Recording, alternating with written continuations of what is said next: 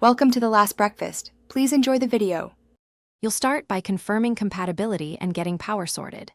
First, check that your phone or wearable supports always on display and meets any battery limits. Many devices require a minimum charge or power connection. Once done, make sure you're on the latest OS update. Updates can add required settings. Now, open Settings and tap Display to begin. This takes you directly to the controls you'll change. Don't pause, move straight to the display menu so you can enable the feature. You'll now configure what shows and when.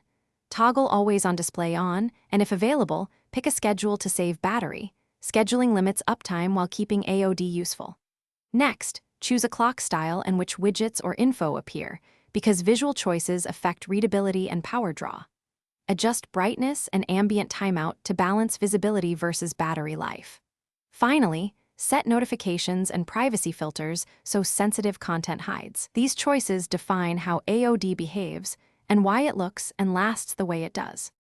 You're finishing up by testing and resolving common issues. Save your changes, lock the screen, and verify AOD appears as configured. Watch battery behavior for a day to confirm acceptable drain. If Always on Display doesn't activate, restart your device.